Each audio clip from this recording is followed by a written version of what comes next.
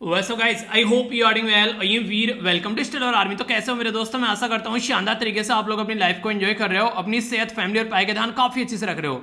बोला गया कोशिश हमेशा परिणाम मिलने तक करें, क्योंकि दुनिया सिर्फ परिणाम को सलाम करती है, कोशिशों को नहीं। आप लोग कितनी भी कोशिश क्यों ना कर ले, अगर जिस काम को आप लोग करने के लिए निकले हैं अगर उसको आप लोग अचीव नहीं कर पाते हैं तो कोई आप लोग को याद नहीं रखने वाला है कि ये इंसान जो है क्या कुछ करने गया था। सोचो अगर कि मांझी उस पहाड़ को तोड़ते हुए बीच में ही छोड़ के भाग जाता, उस पहाड़ को बिल्कुल कंप्लीट न करता, रास्ता कंप्लीट न बनाता, तो क्या आज मांझी के ऊपर मूवी बन रही होती? क्या मांझी के बारे में हम लोग पढ़ रहे होते? तो ये सारी चीजें आप लोगों को देखने को मिलेगी जब कोई अचीवमेंट आप लोग करते हैं। कोशिशें तो पता नहीं किस किस ने किया है, कोई कर नहीं पाया फिर चला गया, तो फिर क्या रह गया? तो कोशिशों को कभी सलामी नहीं मिलती है, हमेशा परिणाम को सलामी मिलती है। इसलिए कहते हैं कि जब तक रिजल्ट न मिल जाए तब तक हथियार नहीं डालने हैं, चाहे कुछ भी क्यों ना हो जाए। तो इसी तरीके से आप लोगों को याद रखना है कि हमेशा हथियार लास्ट तक, जब तक चीजें अचीव न कर ले तब तक नहीं छोड़ने हैं। तो जो भी अब की बार प्रीलिम्स देने जा रहे हैं तो अच्छे से लगे रहिए। देखिए लास्ट मोमेंट पर आकर सबको ये लगता है कि हाँ हमारी पढ़ाई अच्छी नहीं हुई है, ठीक है, तो हर एक इंसान को ये चीजें फील होती हैं। तो जिसको लास्ट टाइम तक सिलेक्शन नहीं होता उसको भी लग रहा होता है कि लगता है कि अगली बार फिर तैयारी करनी पड़ेगी। तो इसलिए अपने ऊपर कॉन्फिडेंस रखें, जितना पढ़ा आप लोगों ने काफी अच्छे से पढ़ा है, अपनी मेहनत पर विश्वास रखें। अगर आप लोग ही विश्वास नहीं रखेंगे तो फिर कैसे काम चलेगा? तो अपने ऊपर जितना अच्छा विश्वास रखेंगे उतना ही कंफर्टेबल एग्जाम में फील करेंगे और उतना ही अच्छा वहां पर आप लोग रिजल्ट दिखाएंगे, ठीक है। तो इसीलिए यहां पर बेसिकली अपने ऊपर फोकस देना है पूरा। काफी प्यारा, काफी शानदार ये लेक्चर रहने वाला है, तो अच्छे से आप लोग एंजॉय कीजिएगा, टकटकी लगाकर लेक्चर को देखिएगा, वीडियो को एंड तक, काफी कुछ आप लोगों को नया जानने को मिलेगा। पहले एक बार जान लेते हैं क्या क्या इस लेक्चर के अंदर हम लोग कवर करेंगे, यानी कि एक ओवरव्यू ले लेते हैं लेक्चर का। बात करेंगे यहाँ पर ये क्या है, बेसिकली हरा भरा। तो हरा भरा ये बेसिकली एक तरीका प्रोग्राम है जिसके थ्रू आप लोग आसमान में से पेड़ फेंकोगे जमीन पर तो जमीन पर पेड़ उग जाएंगे। तो ये क्या है बेसिकली, यानी कि ऐसी प्रक्रिया खोज ली गई है कि अगर कहीं पर आप लोग पेड़ लगाना चाहते हैं तो वहां पर जमीन पर जाने की जरूरत नहीं है, आसमान से आप लोग रोबोट या फिर आप लोग बोल सकते हैं कि ड्रोन के थ्रू भी यहां पर पेड़ उगा सकते हैं। तो ये प्रोसीजर क्या है पूरा समझेंगे, इसके बारे में सारी चीजें इसके बारे में जानेंगे। किसके द्वारा अभी ग्रांट किए गए 6000 करोड़ रुपए नेशनल एसेट रिकंस्ट्रक्शन कंपनी, जिसको वर्ल्ड बैंक के लिए बेसिकली यूज करने की बात की गई है, तो उसके बारे में जानेंगे पूरा क्या क्या बातें हैं, ठीक है। अगर बात करें यहां पर बात की जा रही है crime and criminal tracking network system, ये किसके अंडर आता है, कौन है नोडल एजेंसी जो कि इसको यहां पर इसके बारे में इंफॉर्मेशन रखती है, ठीक है। नेक्स्ट यहां पर बात की जा रही है ये है यहां पर पी फॉल के बारे में, जिसको मोर भी बोलते हैं, फिर नॉर्मली आप लोग पिकॉक के नाम से भी जानते हैं, ठीक है। तो यहां पर इसके बारे में जानूंगा, कई सारी इंटरेस्टिंग चीजें आप लोगों को जानने को मिलेगी। आप लोगों को बताना इसका साइंटिफिक नेम है और ये न्यूज में क्यों है वो भी मैं आप लोगों को बताऊंगा, तो अच्छे से सुनिएगा, ठीक है। नेक्स्ट यहां पर बात की जा रही है बेसिकली वाइल्ड लाइफ वीक के बारे में। हालांकि ये टॉपिक मैं कल कवर करा चुका हूं, यहां पर ये गलती से लग गया एक्चुअली, ठीक है। तो आप लोग रिवीजन कर लीजिए इसको, ठीक है। फिर तो बाकी तो टॉपिक मैंने कवर कराई दिया था, जो रिवीजन कराऊंगा वीडियो के एंड में आप लोगों को देखने को मिलेगा, ठीक है। तो इसकी थीम क्या थी ये आप लोग बताइए, रिवीजन आप लोगों को हो जाएगा। नेक्स्ट यहां पर आप लोगों को जो देखने को मिलेगा, ये बात की जा रही है एक पर्टिकुलर इंपोर्टेंट पर्सनैलिटी के बारे में। उनके द्वारा रिसेंटली अभी आप लोगों ने वाघा बॉर्डर के बारे में सुना है, इंडिया और पाकिस्तान के बीच में वहां पर रिट्रीट सेरेमनी होती है, तो ऐसी एक तरीके की सेरेमनी स्टार्ट करने की बात की जा रही है बेसिकली ओक्ट्रोय पोस्ट पर, ठीक है। तो यहां पर जो सुचेतगढ़ के अंदर आप लोगों को देखने को मिलेगी, तो ये इंटरनेशनल बॉर्डर है इंडिया और पाकिस्तान का, ठीक है। तो यहां पर भी ये चीजें स्टार्ट करने की बात की जा रही है, तो किस पर्टिकुलर एरिया में आप लोगों को देखने को मिलेगी, तो डिटेल में जानेंगे, समझेंगे कई सारी बातें इसके बारे में। United Nation Development Programme UNDP और इसी के साथ में Organisation for Economic Cooperation and Development OECD, इनके द्वारा मिलकर लॉन्च किया गया टीआईडब्ल्यूबी। तो टीआईडब्ल्यूबी क्या है इसके बारे में आप लोगों को बताना है, ठीक है। टाइगर की जो रैलीज होती हैं उनके बारे में बात की जा रही है, तो अभी रिसेंटली यहां पर ये इनके बारे में अवेयरनेस फैलाने के लिए रैलीज देखने को मिली। इसकी थीम क्या है ये आप लोग कंप्लीट करनी है, ठीक है। तो डिस्कशन काफी प्यारा रहेगा, टकटकी लगाकर वीडियो को एंड तक देखिएगा ताकि कोई भी पॉइंट आप लोगों का मिस ना हो और अच्छे से आप लोग चीजों को एंजॉय कर सके। तो सबसे पहले यहां पर बात करते हैं एक इंपॉर्टेंट डे के बारे में। तो जो इंपॉर्टेंट डे है यहां पर ये है वर्ल्ड पोस्टल डे। पोस्टल यानी कि चिट्ठी आई है, ये सुना ना आप लोगों ने, हाँ, कबूतर जा जा पहले प्यार का पहला चिट्ठी साजन को दिया, ठीक है। तो साजन सजनी जिसको भी देनी है वो तो देगा, पर लेकिन रियलिटी में अगर बात करें पोस्टल डे के बारे में तो ये एक टाइम पर ऐसा था, काफी इंपॉर्टेंट था, पर लेकिन आज के टाइम में तो कई सारे इनोवेटिव मेथड हैं, आज तो मेल जीमेल फीमेल पता नहीं क्या क्या है, तो ये सारी चीजें आप लोग यूज कर पाते हैं। 9 अक्टूबर ये यहां पर डे सेलिब्रेट किया है अवेयरनेस फैलाने के लिए कि रोल क्या रहा है पोस्टल सेक्टर का, खासकर आज के डेट में लोगों के और बिजनेस के फील्ड में अगर बात करें तो थीम है यहां पर इनोवेट टू रिकवर। आज की डेट में कोई रेयर ही आप लोगों को चिट्ठी भेजता हुआ पाया जाता होगा, तो इसलिए बात की जा रही है थोड़ा सा इनोवेशन करना पड़ेगा, क्योंकि टाइम के साथ साथ में अगर चीजें नहीं बदलता है इंसान, उन्हें कहते हैं समय से पीछे छूट जाता है। आप लोगों ने देखा होगा एक टाइम पर ऐसा था, नोकिया के अलावा किसी के हाथ में कोई दूसरा फोन नहीं देखने को मिलता था, ठीक है। पर लेकिन नोकिया ने टाइम के साथ में अपने आप को अपग्रेड नहीं किया, और आज की डेट में आप लोग देखो नोकिया की हालत कैसी हो गई है। अभी रिसेंटली कोविड-19 ने कुछ ऐसी हालत कर दी है सारी चीजों की, मैक्सिमम चीजें ऑनलाइन आप लोगों को यहाँ पर देखने को मिल रही है आज के डेट में। तो इसलिए पोस्टल जैसी सर्विस अगर यहाँ पर चीजें इसी तरीके चलती रहेंगी तो फिर ये बंद ही हो जानी है, ठीक है। बहुत सारे लोग जो थे, जो कर्तव्य दिखाया करते थे, प्रोग्राम चलाया करते थे ये ऑफलाइन, तो उनकी भी सारी चीजें काफी हद तक चीजें कम हो गई हैं। तो इसी के बारे में यहाँ पर ये इन्फॉर्मेशन है, ठीक है। एक और डे है यहाँ पर, इसको बहुत बात करते हैं, वर्ल्ड मेंटल हेल्थ डे। यार ये काफी इंपॉर्टेंट है। मेंटल हेल्थ के बारे में नॉर्मली कोई बात नहीं करता है, पर लेकिन जितना प्रेशर इंसान के माइंड पर रहता है, जिस तरीके से इंसान आज के डेट में फ्रस्ट्रेट रहता है, तो उन चीजों को ध्यान में रखता हुआ अगर बोला जाए तो ये काफी इंपॉर्टेंट हो जाता है कि हाँ इसके बारे में भी बात की जाए। और वर्ल्ड हेल्थ ऑर्गेनाइजेशन के द्वारा भी यहाँ पर इसको रिकॉग्नाइज किया जाता है, ठीक है। तो यहाँ पर ये सपोर्ट कहता है वर्ल्ड हेल्थ ऑर्गेनाइजेशन के द्वारा, तो international association for suicide prevention and United for global mental health के बारे में इनके द्वारा बात की जाती है। जब कोई इंसान किसी फ्रस्ट्रेशन में आकर अपने आप को इतना ज्यादा सप्रेस कर लेता है और वो एक ऐसे मोमेंट पर आ जाता है कि उसको लगता है कि सुसाइड करना सब चीजों का सोल्यूशन हो जाता है, तो वो सबसे खतरनाक सिचुएशन में इंसान पहुंच जाता है। तो उसके बारे में अवेयरनेस फैलाना ताकि उसको बचाया जा सके। अगर कोई आसपास का इंसान है उसके साथ में रहता है, वो उसके उस माहौल को देखकर जरा सी देर में समझ जाएगा कि हाँ ये किस कैटेगरी का इंसान है। तो mental health in an unequal world, यानी कि एक ऐसे वर्ल्ड में जहां पर कोई भी इक्वल नहीं है, वहां पर मेंटल हेल्थ के ऊपर ध्यान देना काफी ज्यादा जरूरी है। जहां हर एक इंसान अपने काम में बिजी है, वहां पर मेंटल हेल्थ का काफी बड़ा रोल रहता है। तो ये कुछ बातें आप लोगों को यहां पर देखने को मिलेगी। तो यहां पर मेंटल हेल्थ के बारे में बात करें तो इसके लिए एक सबसे अच्छी चीज मुझे ये लगती है कि अगर आप लोग अपने आप को खुश रखेंगे ना, अगर आप लोग छोटी छोटी चीजों में खुशियां देखना स्टार्ट करेंगे, किसी के साथ में अपने आप को कंपेयर नहीं करेंगे, अपने ही ऊपर बस फोकस करेंगे, ठीक है। किसी ने थोड़ा सा ज्यादा पढ़ लिया, वो मेरे से आगे निकल गया, ये सारी चीजें फालतू की चीजें हैं। एक टाइम पर ऐसा होगा वो इंसान जो भी आगे निकल रहा है वो हो सकता है आकर रुक जाए, आगे न बढ़े, पर लेकिन आप अगर अपने आप को अपने साथ में कंपेयर करते रहेंगे तो आप लोग कभी नहीं रुकेंगे और ना ही आप लोगों के माइंड में कभी फ्रस्ट्रेशन होगा। तो जिंदगी को इस तरीके से जीना स्टार्ट करो ताकि आप लोगों का मन भी शांति रहे और सही डायरेक्शन में अपनी चीजों को आप लोग यूटिलाइज कर सको। तो ये है जिंदगी जीने का तरीका, अगर आप लोग ढंग से इसको इंप्लीमेंट करके चलते हैं तो, ठीक है। तो ये है बेसिक बातें। कोई भी आसपास में रहता हो आप लोगों का नियर डियर वन, तो उसको जरूर अपने साथ में कनेक्ट करके रखिए ताकि ऐसी दुर्घटना देखने को न मिले फ्यूचर में, ठीक है। कोई भी सुसाइड वगैरह जैसी चीजें, ओके। तो इंपॉर्टेंट बातें कई सारी आप लोगों को जानने को मिलेगी। यहां पर जो ये न्यूज निकल कर आ रही है इसका नाम है हरा भरा। हरा भरा मतलब हर जगह हरियाली। तो हरा भरा क्या है आप लोग समझिएगा, काफी इंटरेस्टिंग लगी मुझे ये स्कीम जब इसके बारे में मैंने पढ़ा। तो फर्स्ट एरियल सीडिंग कैंपेन है यहाँ पर ये, यानी कि ये बेसिकली आसमान में से ड्रोन के थ्रू ग्राउंड पर ऐसी बॉल बनाकर बेसिकली ये गिराई जाती हैं। ये बॉल ऐसी बॉल रहती है, इनके अंदर सीड आप लोगों को देखने को मिलेगा, उसी के अंदर इसकी खाद वगैरह भी रहती है। और ये खासकर बारिश के मौसम में यहाँ पर ये जो बॉल होती हैं ये गिराई जाती हैं ताकि जहां पर भी ये जाकर गिरे वहां पर उसके अंदर से पेड़ निकलना स्टार्ट हो जाए, ठीक है। तो जब पेड़ निकलेगा तो वहां पर हरा भरा एरिया आप लोगों को देखने को मिलेगा।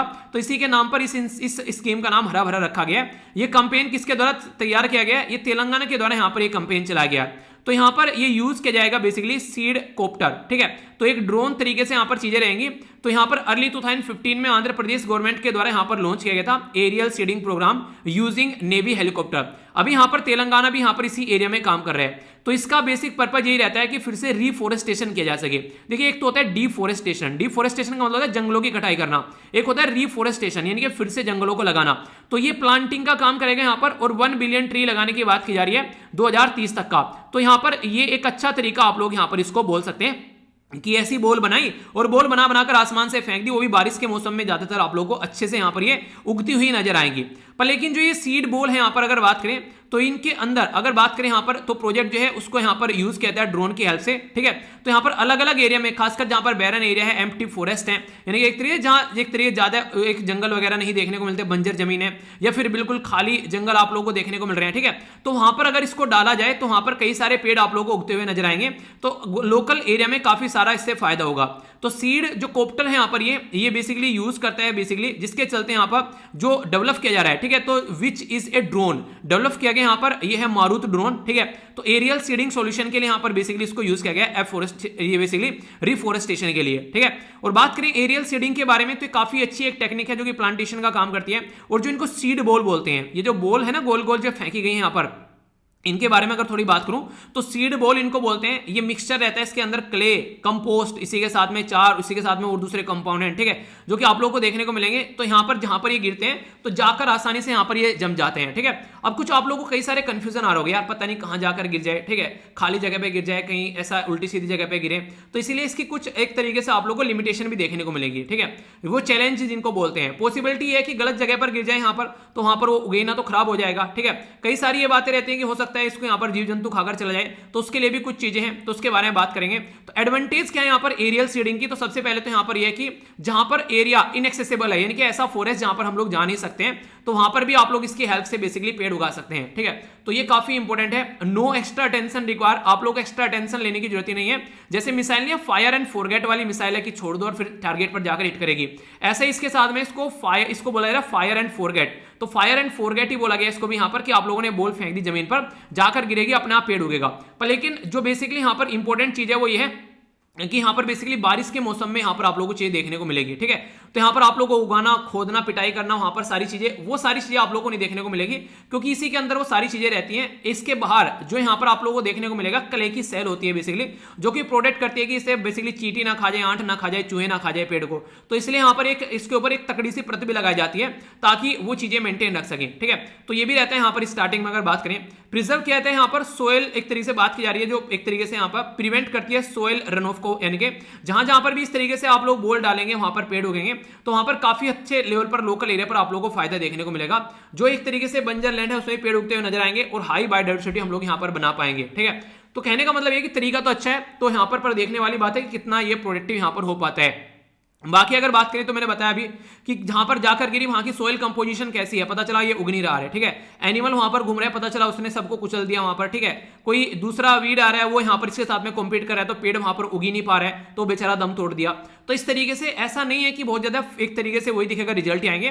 पर हाँ ये है कि पता चला हम लोगों ने 100 बॉल कहीं पर डाली, ठीक है, 100 बॉल में से अगर समझो कि अगर 25 बॉल भी उग गई तो एक तरीके से फायदा हो गया ना। तो इस तरीके से आप लोग अंडरस्टैंड कर सकते हैं। तो यहां पर अगर 25 भी पेड़ हम लोगों ने उगा दिए इस पर्टिकुलर मेथड से, तो एक प्रोडक्टिव मेथड आप लोग बोलोगे कि नहीं बोलोगे, तो इतना तो काफी है। तो बाकी देखते हैं क्या सॉल्यूशन निकलता है, ठीक है। तो इसके बारे में यह है बेसिक इंफॉर्मेशन। आइए अब आगे चलते हैं। ये जो इंफॉर्मेशन निकल कर आ रही है, ये निकल कर आ रही है हमारी कंट्री में बेसिकली तमिलनाडु की साइड से। तमिलनाडु अगर आप लोग देखिएगा सदर्न इंडिया में एक राज्य आप लोग को देखने को मिलेगा जो कि बेसिकली केरला और इसी के साथ में कर्नाटका और आंध्र प्रदेश के साथ में बॉर्डर टच करता है। अभी हम लोगों ने तेलंगाना के बारे में बात की, अभी हम लोग तमिलनाडु के बारे में बात करेंगे। तो इसको थोड़ा समझ लेते हैं तमिलनाडु को अच्छे से कि क्या क्या बातें यहाँ पर देखने को मिल रही है। यहाँ पर यह बोला गया कि तमिलनाडु के जो चीफ मिनिस्टर जिनका नाम है M.K. स्टालिन, उनके द्वारा अभी फेस रिकग्निशन सॉफ्टवेयर को यूज करने की बात की गई है, जो यहाँ पर खासकर जो पुलिस है उनके लिए। मतलब क्या है, यानी कि पुलिस जो है अगर वो फेस रिकग्निशन सॉफ्टवेयर यूज करेगी, फेस रिकग्निशन का मतलब यह है कि अगर कोई पर्टिकुलर क्रिमिनल है, उसने कोई मर्डर कर दिया, कहीं पर कोई रेप कर दिया, तो उसका थोपड़ा जो है यहाँ पर बेसिकली एक सॉफ्टवेयर के अंदर आप लोगों को देखने को मिलेगा। और यहाँ पर उसके अंदर पहले से अगर उसका कोई क्रिमिनल चार्ज है, सारे पुलिस स्टेशन से जितने भी क्रिमिनल रिकॉर्ड है उनको इकट्ठा किया जाएगा, इस डेटा के अंदर डाला जाएगा।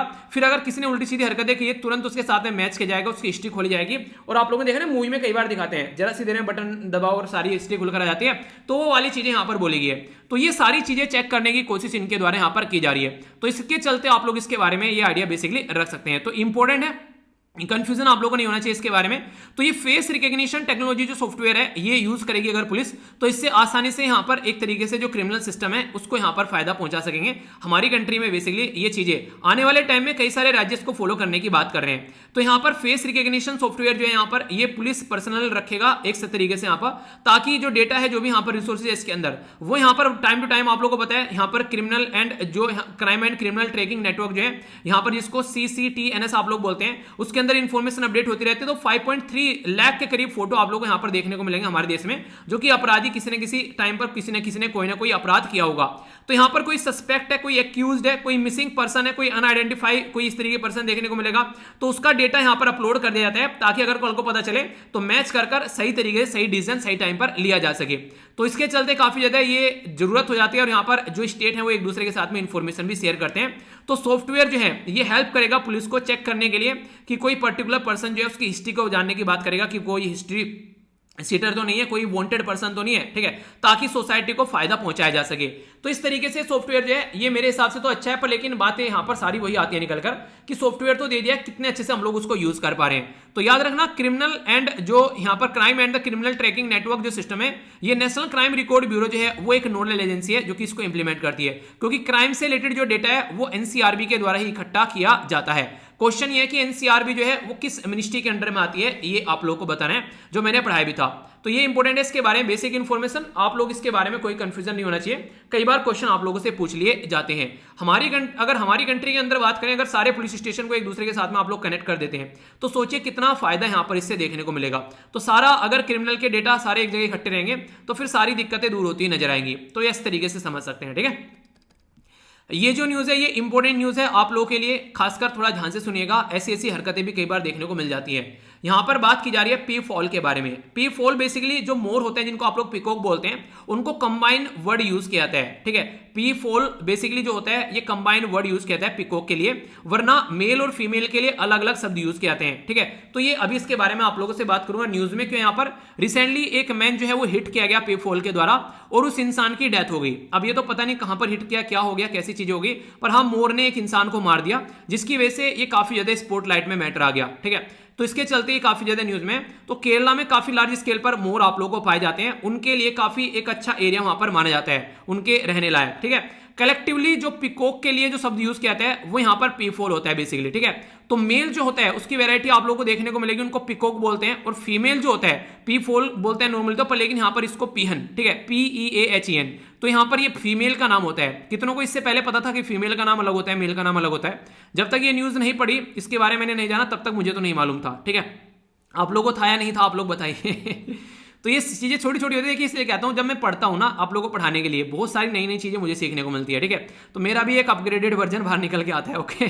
तो नेशनल जो बर्ड ऑफ द इंडिया है बेसिकली आप लोगों को देखने को मिलेगा, पिकॉक हमारे देश का राष्ट्रीय पक्षी भी है, इसके बारे में आप लोगों ने पढ़ा होगा। तो पी फॉल जो मोर है इसको यहाँ पर इसको पावोक्रेटस के नाम से जानते हैं, जिसका साइंटिफिक नेम है, ठीक है। तो ये सबसे बड़ी बर्ड आप लोग बोल सकते हैं जो कि उड़ने वाली कैटेगरी में आती है पृथ्वी के ऊपर बेसिकली, हमारे मतलब हमारे देश के अंदर अगर आप लोग बात करें तो जो बर्ड है यहाँ पर इसके बारे में अगर बात की जाए तो इसकी फैमिली जो है इसमें कई सारी चीजें आप लोगों को देखने को मिलेगी जिनको अलग अलग तरीके से देखा जाता है। जैसे कि यहां पर अगर बात करें तो इसी के कई सारे आप लोगों को देखने को मिलेगी जो जंगल में पाए जाते हैं अलग अलग तरीके के।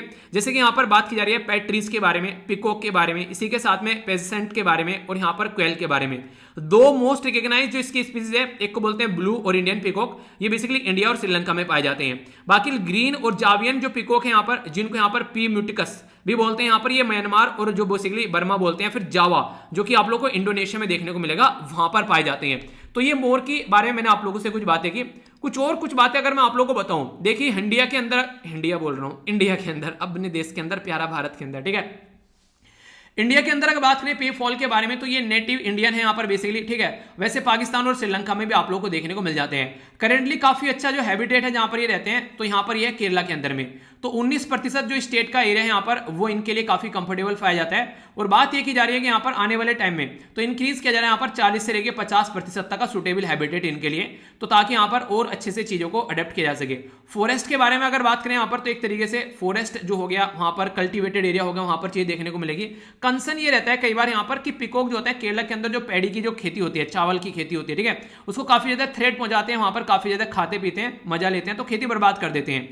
तो इसकी वजह से मैन एनिमल कॉन्फ्लिक्ट की कैटेगरी में भी यहां पर जाते हैं। कई सारे लोग जो है खेती को बर्बाद होने से बचाने के लिए इनके ऊपर अटैक भी करते हैं। और आप लोगों को पता है राष्ट्रीय पक्षी पर अटैक करना जो है वो एक संघनीय अपराध की कैटेगरी में आते हैं। तो ये चीजें देखने को मिलेगी। तो पहला तो ये कंसर्न, फिर आप लोगों को देखने को मिलेगा एग्रीकल्चर में बात करें तो एक्सपेंशन एग्रीकल्चर का हो रहा है और डिफोरेस्टेशन हो रहा है, यानी कि पेड़ पौधे काटे जा रहे हैं, तो उसकी वजह से कई सारी चीजें देखने को मिलेगी। तो यहाँ पर ह्यूमन टेरिटरी में ये जब आते हैं तो फिर ये दिक्कतें देखने को मिलती है, फिर बोलते हैं कि मोर ने इंसान को मार दिया। आप लोग नहीं देख रहे हैं कि आप लोगों ने मोर की सारी जिंदगी खराब कर दी, उनका एरिया छीन लिया, तो ये दिक्कतें देखने को मिलेगी। ग्रोइंग पॉपुलेशन पे फॉल की जो आप लोगों को देखने को मिलेगी, ये एक तरीके से यहाँ पर अगर बात करें तो क्लाइमेट चेंज के भी मुद्दे में बेसिकली कैटेगरी में आती है, ठीक है। तो यहाँ पर ड्राई कंडीशन होनी चाहिए वहां पर जहां पर ये आप लोगों को नॉर्मली देखने को मिलेंगे, तो एक तरीके से ड्राई कंडीशन में, और खासकर जो बात करें ग्रो होते हैं thrives in dry condition normally. Protection के बारे में बात करें तो लीस्ट कंसर्न की कैटेगरी में आते हैं IUCN यानी कि international union for conservation of nature. और हमारे जो एक्ट है हमारी कंट्री का वाइल्ड लाइफ प्रोटेक्शन एक्ट 1972, उसके अंदर इनको शेड्यूल फर्स्ट में रखा गया है, ठीक है। तो ये पीकॉक के बारे में मैंने बता दिया। अब आप लोगों से पीकॉक के बारे में कुछ पूछे तो पीकॉक के बारे में आप लोग पूरी किताब उसको पढ़ा सकते हो, ठीक है। तो कोई कंफ्यूजन नहीं होना चाहिए, टॉपिक में क्लियरिटी होनी चाहिए। तो आगे बढ़ते हैं, जितनी क्लैरिटी रहेगी उतने लंबे समय तक चीजों को याद रख पाओगे, ठीक है। अब नेक्स्ट जो न्यूज यहां पर निकल कर आ रही है, ये बेसिकली बात करेगी आप लोगों से बैड बैंक के बारे में। बैड बॉय बैड बैंक नहीं, ऐसा कुछ नहीं है, बैड बॉय नहीं मतलब बैड बैंक। मतलब क्या आता है बैड बैंक? आप लोगों ने बैंक के अंदर पैसा रखा ले जाकर, ठीक है, बैंक ने वो पैसा क्या किया, वो किसी कॉर्पोरेट ऑफिस को दे दिया। आपने बैंक के अंदर और बैंक ने किसी और को दे दिया। अब यहां से बैंक ने बेसिकली इंटरेस्ट कमाया 8 रुपए, ठीक है, पर अगर बात करें पर 1000 मान लीजिए 8 रुपए इंटरेस्ट कमाया। अब आप लोगों को क्या करेगा, यहां पर आपको 4 रुपए आप लोगों को दे दिए, बाकी के 4 रुपए बैंक अपने पास में रखेगा। तो ये 4 रुपए में क्या करेगा, इंप्लॉय की सैलरी हो गई, बैंक का खर्चा हो गया, बिजली का खर्चा हो गया, मतलब दुनिया भर के एटीएम चला रहे हैं उनका खर्चा हो गया, इलेक्ट्रिसिटी का बिल हो गया, सारा खर्चा बैंक का यहां से निकलता है, ठीक है। अब यहां पर बात कीजिए, यहां पर जिसको ये पैसा इसने दिया है, सोचो यहां से ये बेसिकली इंटरेस्ट तो दूर की बात है, मूल भी नहीं आया, मर गया, ठीक है। तो आप लोगों को तो आपका बेसिकली पैसा मिलता रहेगा, आप लोगों का तो पैसा यहां पर एक तरीके से सुरक्षित है, पर लेकिन बैंक की खस्ता हालत हो गई ना, बैंक ने जिसको पैसा दिया वहां से पैसा नहीं आया, तो इसको बेसिकली एनपीए बोलते हैं, जिसको बोलते हैं नॉन परफॉर्मिंग एसेट, यानी कि एसेट्स यानी कि धन ने परफॉर्म करना बंद कर दिया। तो उसी को रिकवर करने के लिए अभी हमारी कंट्री में आरबीआई के द्वारा ग्रांट किया गया लाइसेंस और 6000 crore national asset reconstruction company limited को, जिसको NARCL बोला गया है। तो ये एक तरीके से मूव करेगा, यहां पर स्टार्ट करेगा ऑपरेट करने के लिए बैड बैंक, ताकि यहां पर पैसा जो दिया गया उस कंपनी को वहां से उसको रिकवर करके लाया जा सके। बीच में इसका भी आप लोगों को थोड़ा सा बेसिकली वो देखने को मिलेगा शेयर, जिससे यहां पर काम करेगा ये NARCL जो है यहां पर, ये एक तरीके से जो बेसिकली मुंबई के अंदर इसको स्टार्ट किया गया जुलाई 2021 में, और अभी यहां पर इसके अंदर जो चीजें बढ़ रही हैं, तो लाइसेंस ग्रांट किया जा रहा है और चीजों को आगे लेकर चला जा रहा है। तो इसके चलते आगे चलकर कई सारी कंपनी इसके अंदर आप लोगों को देखने को मिलेगी। तो बैड बैंक जो है ये टास्क रखेगा कि पैसे को रिकवर करने का। अभी हमारी कंट्री में कैबिनेट के द्वारा भी एक अप्रूवल दिया गया था कि 36,600 के करीब करोड़ रुपए इसको देने की बात की गई थी, ताकि इनिशियल पैसा यहां पर इसको दिया जा सके और जिसके चलते आगे जो है ये अपना अच्छे से काम कर सके। SBI, इंडियन बैंक और यूनियन जो बैंक है उसमें आप लोगों को इसके 13% शेयर देखने को मिलेंगे। इसी के साथ में यहां पर जो आप लोगों को देखने को मिलेगा, पंजाब नेशनल बैंक के इसमें 12% शेयर देखने को मिलेंगे।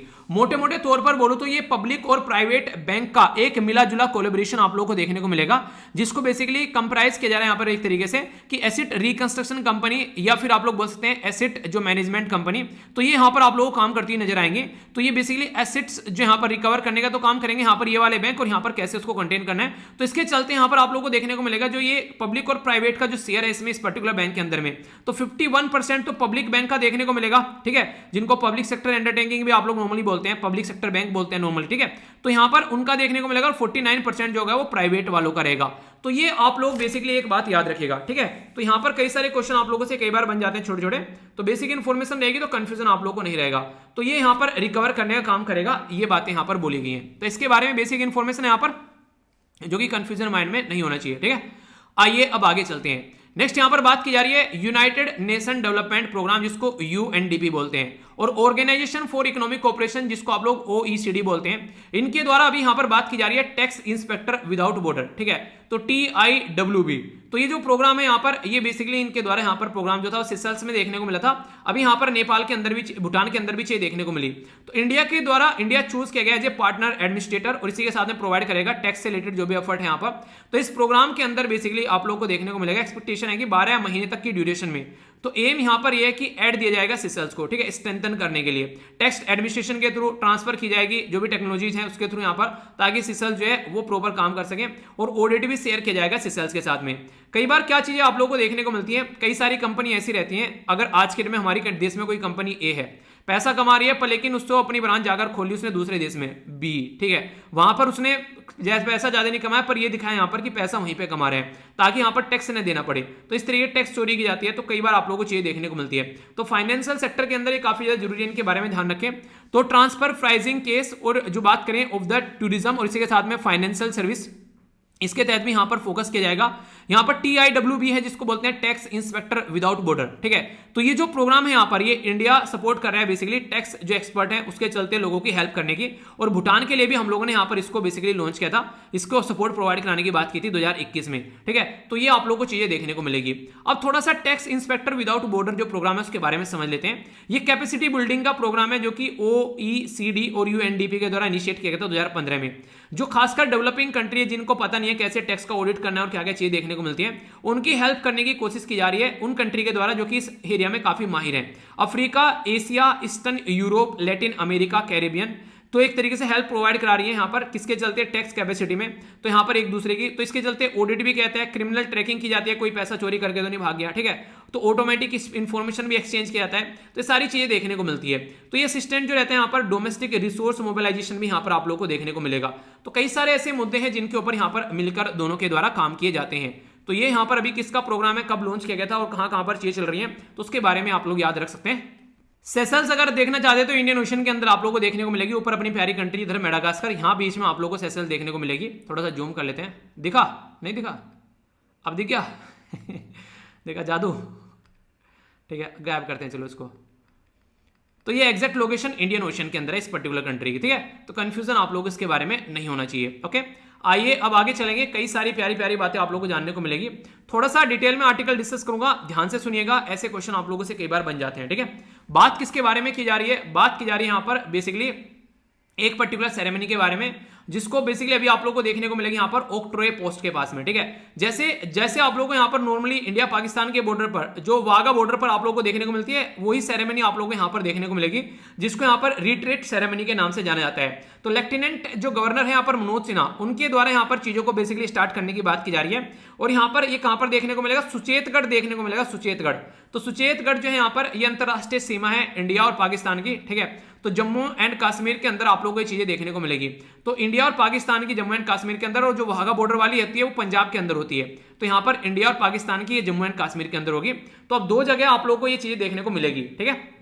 तो फर्स्ट एवर जो बीएसएफ जो यहाँ पर रिट्रीट सेरेमनी है ओक्ट्रोय पोस्ट में, यहाँ पर जम्मू में, यहाँ पर उसको स्टार्ट किया जा रहा है। तो इसी के चलते आफ्टर 8 मंथ यहाँ पर लॉन्ग सीज फायर के इंडिया और पाकिस्तान के द्वारा, तो यहाँ पर इंडिया के द्वारा लॉन्च किया गया first ever retreating ceremony.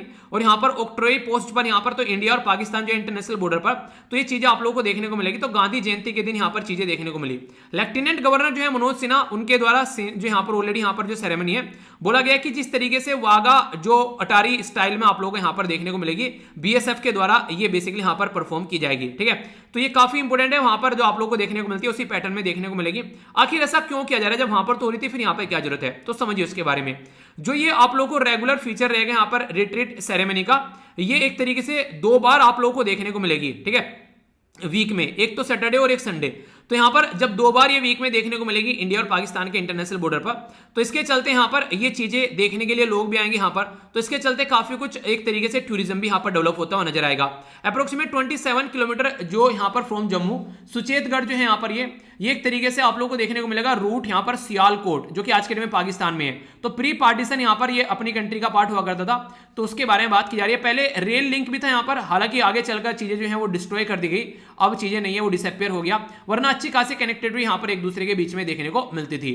Inauguration जो किया जा रहा है यहां पर रिट्रीट सेरेमनी का यहां पर सुचेतगढ़ के अंदर में, तो ये कहीं ना कहीं काफी अच्छे से यहाँ पर टूरिज्म को बढ़ाएगा पर्टिकुलर एरिया में, ठीक है। एक तरीके से जैसे वहां पर वाघा अटारी बॉर्डर पर आप लोगों को देखने को मिलता है, इकोनॉमिक इन्वेस्टमेंट भी आप लोगों को यहाँ पर आता हुआ नजर आएगा, डेवलपमेंट होगा इस एरिया में, और लोग आएंगे तो फिर चीजें अपने आप बढ़ने लगती है, ठीक है। लोग आते हैं तो रहते भी हैं, खाते हैं, पीते हैं, तो सारी चीजें बढ़ती है। तो उसी के चलते सारी चीजें बढ़ती हुई आप लोगों को नजर आएगी। जो सेरेमनी है यहाँ पर जो सुचेतगढ़ के अंदर में, ये बोला जा रहा है टूरिस्ट स्पॉट की तरीके से डेवलप किया जाएगा, तो इससे काफी फायदा लोकल एरिया में आप लोगों को देखने को मिलेगा। ये जो न्यूज है ये इंपॉर्टेंट न्यूज आप लोगों को देखने को मिलेगी पॉलिटी के पॉइंट ऑफ व्यू से, इसको थोड़ा ध्यान से सुनिएगा। पॉलिटी का एक पर्टिकुलर पार्ट है, पॉलिटी के अंदर जाएंगे पार्ट सेकंड, ठीक है। पार्ट सेकंड में सिटीजनशिप के बारे में बात की जाती है। तो सिटीजनशिप का बेसिकली जो आर्टिकल है वो सारे मैं आप लोगों को यहाँ पर कवर कराने वाला हूँ, ठीक है। तो आर्टिकल 5 से लेके आर्टिकल 11 तक आप लोगों को सिटीजनशिप देखने को मिलती है। आप लोगों को पता है ऑलरेडी आर्टिकल जो आप लोग पार्ट 3 में जब आप लोग जाते हैं, तो आर्टिकल 12 से लेकर आर्टिकल 35 तक आता है, ठीक है। पार्ट 4 में आप लोग जाते हैं तो आर्टिकल 36 से लेकर आर्टिकल 51 तक आता है। तो ये काफी इंपॉर्टेंट पार्ट है जिनके बारे में कई बार क्वेश्चन पूछ ले जाते हैं। तो पार्ट सेकंड जो कि 5 से लेकर 11 तक आता है, उसके बारे में आप लोगों से बात करूंगा, जो कि सिटीजनशिप के बारे में बात करता है, ठीक है। अभी यहां पर बात की जा रही है एक तरीके से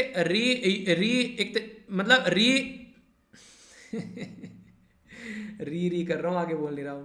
इसको बोलते हैं रिनंसिएशन। रिनंसिएशन बेसिकली देखो कई ना प्रोनाउंसिएशन ना, मतलब जी पता नहीं क्या लड़खड़ाती है कई सारी प्रोनाउंसिएशन में, ठीक है। तो कई बार आप लोग को देखने को मिलती है ऐसी चीजें होती हैं, तो मतलब होता है कई सारे जो शब्द होते हैं कई सारे इंसानों से सही तरीके से नहीं जो है प्रोनाउंस किए जाते, तो कई सारी चीजें रहती हैं ऐसी, ठीक है। तो उसको थोड़ा सा इग्नोर कर दिया करो। तो यहाँ पर रिनंसिएशन बेसिकली इसका मतलब क्या होता है, इसका मतलब है त्याग, ठीक है। तो रिनाउंसिएशन ऑफ इंडियन सिटीजन, तो उसके बारे में बेसिकली बात की जा रही है। अगर नॉर्मली मैं आप लोगों से बात करूं अभी क्यों न्यूज में, होम मिनिस्ट्री के द्वारा अभी इशू किया गया एक सिंप्लीफाइड गाइडलाइन जिसके चलते रिनाउंसिएशन ऑफ द सिटीजनशिप की जा सके, यानी कि अगर तो कोई त्याग करना चाहता है सिटीजनशिप का तो आसान प्रोसीजर उसका यहाँ पर देखने को मिले। तो होम मिनिस्ट्री के द्वारा यहाँ पर इशू की गई है न्यू गाइडलाइन जो कि यहाँ पर रिनाउंस करना चाहते हैं इंडियन सिटीजन को, तो रिड्यूस करेगा कंप्लायंस, यानी कि ज्यादा बर्डन उसके ऊपर देखने को नहीं मिलेगा। अगर कोई पर्टिकुलर पर्सन चाहता है चीजों को यहाँ पर तो आसानी से वो कर सके इसको, पर लेकिन यहाँ पर डॉक्यूमेंट प्रॉपर प्रस्तुत किया जाए उसके हिसाब से काम किया जाएगा। तो एमएचए के अंदर जो होम मिनिस्ट्री है उसके अंदर आप लोगों को ये चीज देखने को मिलती है। तो बोला गया कि वन फॉर्म डाउनलोड करके तो उसको आसानी से सबमिट किया जा सकेगा डिस्ट्रिक्ट मजिस्ट्रेट को जिस एरिया से आप लोग आते हैं, तो वहां से फिर जो चीजों को आगे एप्लीकेशन में उसको लगाया जाएगा। ठीक है, तो जिसके चलते देखिए होता क्या, अपनी कंट्री की सिटीजनशिप छोड़ के कई सारे लोग जो रहते हैं वो दूसरी कंट्री की सिटीजनशिप लेते हैं जाकर, तो उसके चलते यहाँ पर प्रक्रिया के बारे में बात की जा रही है। तो डिस्ट्रिक्ट मजिस्ट्रेट जो है वो यहाँ पर एक तरीके से चीजों को देखेगा फिर आगे चलकर और इश्यू करेगा सर्टिफिकेट। तो ये प्रूफ रहेगा एड्रेस एक तरीके से, जिसमें फी पेमेंट भी यहाँ पर करनी पड़ेगी, तो कोई इस तरीके से अगर चाहता है। ठीक है, तो यहाँ पर इसके बारे में बेसिकली एक प्रॉपर प्रोसीजर के थ्रू काम किया जाता है यहाँ पर। तो सबमिशन रहेगी कॉपी वेरिफिकेशन डॉक्यूमेंट की, तो इसके चलते रेनोसिएशन सर्टिफिकेट जो है वो यहाँ पर एक तरीके से विल टेक 60 डेज। ठीक है, तो 60 डेज के अंदर यहाँ पर रिनाउंसिएशन सर्टिफिकेट देखने को मिलेगा। तो गाइडलाइन जो है इंडियन सिटीजन के लिए यहाँ पर जो कि रिनाउंस करना चाहता है, ठीक है, तो फिर उसको सिटीजनशिप जो है वो उसको बेसिकली उसकी क्या हो जाएगी, एक तरीके से खत्म हो जाएगी। ठीक है, तो सारा काम किसके अंदर रहता है, तो सिटीजनशिप एक्ट है 1955 का, उसके अंदर आप लोगों को ये काम देखने को मिलेगा। तो यहाँ पर अगर बात करें एवरी माइनर जो चाइल्ड है पर्सन सेल एक तरीके से जो यहाँ पर है कि एक तरीके से अगर बच्चे हैं यहाँ पर किसी के, तो वो भी भारत के नागरिक नहीं रहेंगे। यानी कि पेरेंट्स ने अगर यहाँ पर अपनी जो सिटीजनशिप छोड़ दी और वो माइनर बच्चा है, यानी कि अगर वो बच्चा जो है यहाँ पर एक लीगल एज यानी कि 18 साल से अगर नीचे है तो उससे नीचे है, तो उसकी भी सिटीजनशिप जो है वो यहाँ से गायब हो जाएगी।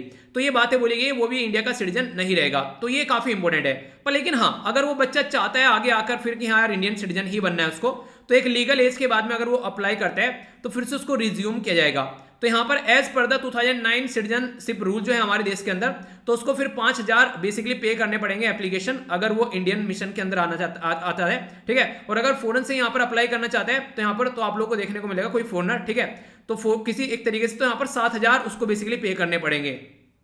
यानी कि अपनी कंट्री में अगर वो आकर यहाँ पर बेसिकली पे करेगा तो उसको 5000, और अगर मान लीजिए हमारे कहीं जो ऑफिस है वैसे ही हमारी एम्बेसी है वहां पर अगर वो जाकर अप्लाई करेगा तो वहां पर उसको 7000 पे करने पड़ेंगे, और उसके बाद में प्रोसीजर किया जाएगा स्टैब्लिश और उसको इंडियन सिटीजन मिल जाएगी। ठीक है, अब इंपॉर्टेंट बातें क्या आती है यहाँ पर आप लोगों को, अगर मैं आर्टिकल बताऊं तो आप लोग कुछ आर्टिकल याद रखने हैं। जैसे आर्टिकल आप लोगों को बताऊं तो आर्टिकल 5 हो गया, 6 हो गया, 7 हो गया, 8 हो गया। ठीक है, इसी के साथ ये जो आर्टिकल हो गए, तो इन आर्टिकल के बारे में 4 पॉइंट आप लोग कम से कम याद रखिएगा। पहला आर्टिकल क्या बोलता है, पहला आर्टिकल ये बोलता है कि पर्सन जो है एक तरीके से जो एक तरीके से हमारा देश आजाद हुआ, ठीक है, आजाद होने के बाद में कोई पर्टिकुलर पर्सन जो है इंडिया के अंदर आ, ठीक है, तो एक तरीके से उसके पेरेंट इंडियन थे, ठीक है, तो उसको अपनी कंट्री की देश की जो है वो सिटीजनशिप मिल जाएगी। तो ये था एक पर्सन जो है यहाँ पर उसके लिए बेसिकली एप्लीकेबल किया गया जब 26 जनवरी 1950 में हमारा संविधान आया, उसके बेस पर बात की जा रही है। तो आर्टिकल ये 5 यहाँ पर ये बेसिकली ये बात बोलता है कि पर्सन डोमिसाइल इन इंडिया उसको सिटीजनशिप आराम से मिल जाएगी, कोई दिक्कत नहीं होगी, कोई एक्स्ट्रा चीजें करने की जरूरत नहीं है। आर्टिकल 6 क्या बोलते हैं, पर्सन जो है अगर कोई पाकिस्तान में था और वो इंडिया में माइग्रेट कराए तो उसको आर्टिकल 6 बोलता है कि उसको सिटीजनशिप मिलेगी। आर्टिकल 7 क्या बोलते हैं, किसी का दिमाग खराब हुआ इंडिया के अंदर, वो पाकिस्तान गया, नहीं मुझे तो पाकिस्तान जाना है, पाकिस्तान में रहा कुछ दिनों, उसको लग गया यार गलत जगह आ गया, फिर वापस भाग गया। ठीक है तो ये आर्टिकल 7 यहाँ पर बोलता है कि उस इंसान को भी सिटीजनशिप दे दो, ठीक है, गलती हो जाती है किसी से, ठीक है, तो ये याद रखिएगा।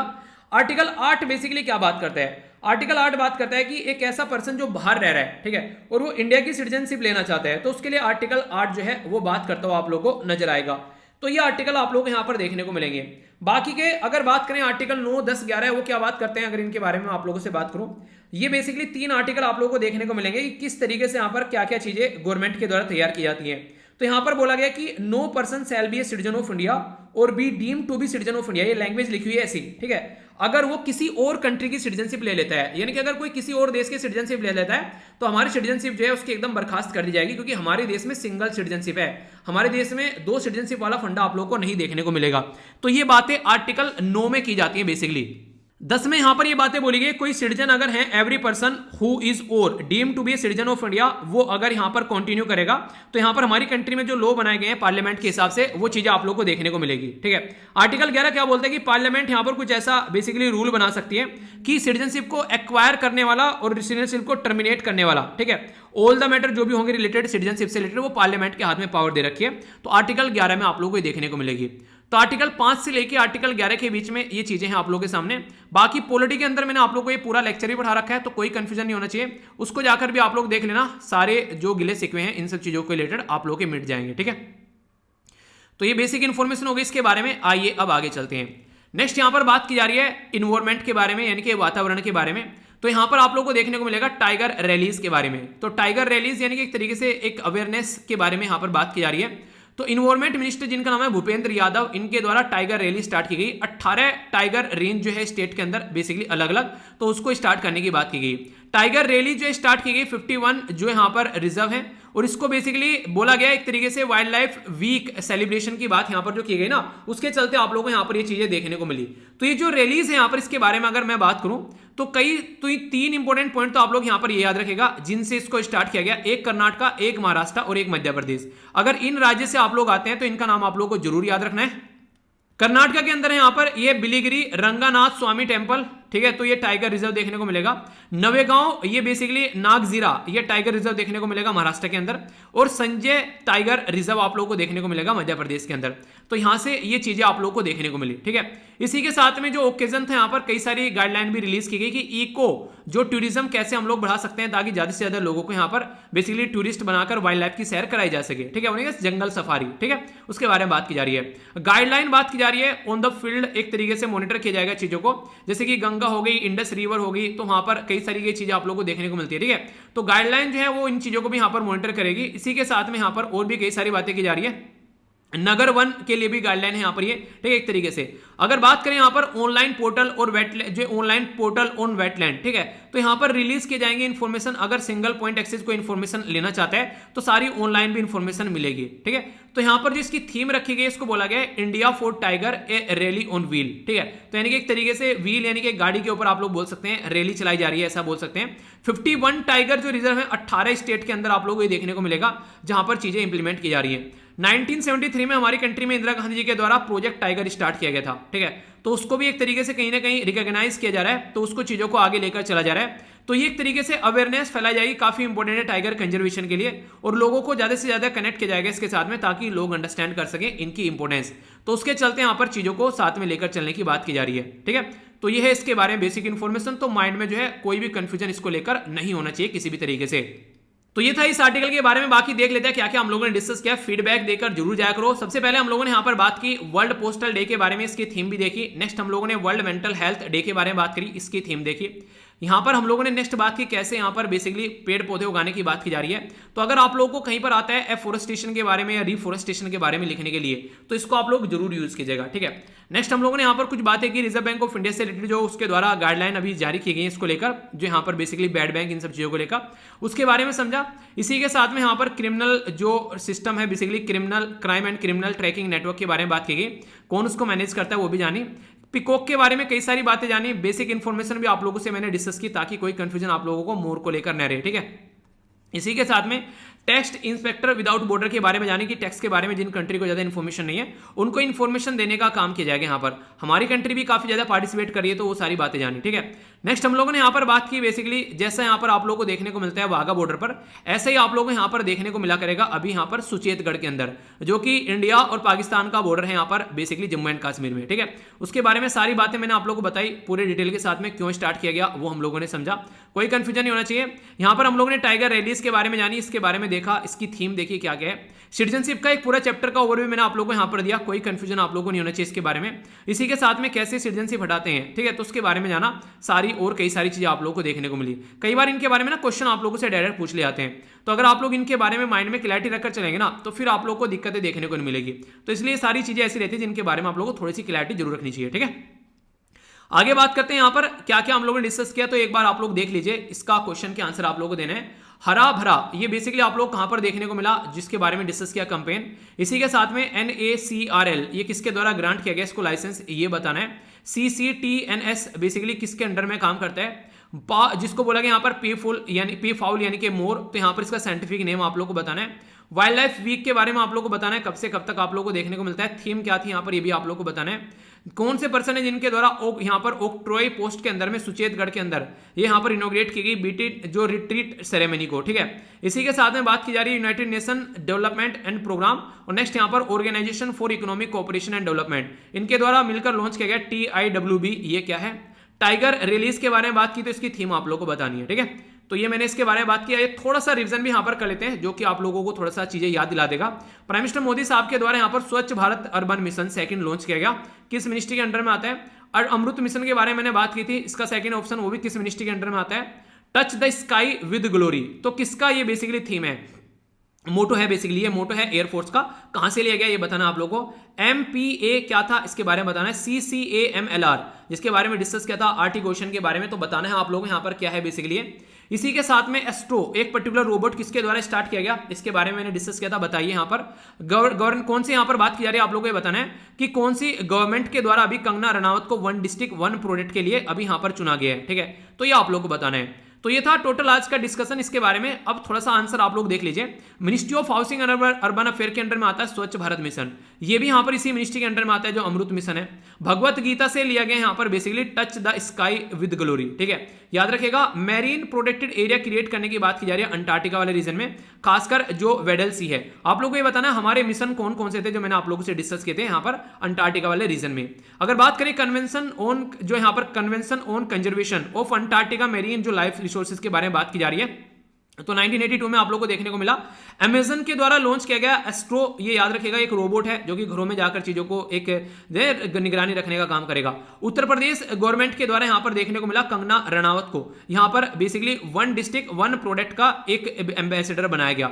और ये 1 डिस्ट्रिक्ट 1 प्रोडक्ट स्कीम जो है इंडिया के द्वारा कहां से ली गई है, ये जापान से हमारे द्वारा ली गई। जापान में ये कॉन्सेप्ट आया था कि ऐसा कुछ होना चाहिए, तो उसी को फॉलो कर हम भी आगे बढ़ रहे हैं, ठीक है। तो यहां तक हुआ आज के डिस्कशन। आई होप कि आप लोगों ने इसको एंजॉय किया होगा। पीडीएफ जाकर टेलीग्राम से डाउनलोड कर लेना, फ्री ऑफ कॉस्ट सारी पीडीएफ इकट्ठी आप लोगों को मिल जाती है। यहां पर भी आप लोग मेरे साथ में कनेक्ट रह सकते हैं। तो आज के इस लेक्चर में इतना ही। अपना ध्यान रखिए, इसी साथ में अपने परिवार का ध्यान रखिए। मिलता हूं नेक्स्ट लेक्चर में, तब तक के लिए बड़ों को नमस्ते, छोटों को प्यार, छोटी सी लाइफ एंजॉय करो यार। तब तक के लिए जय हिंद।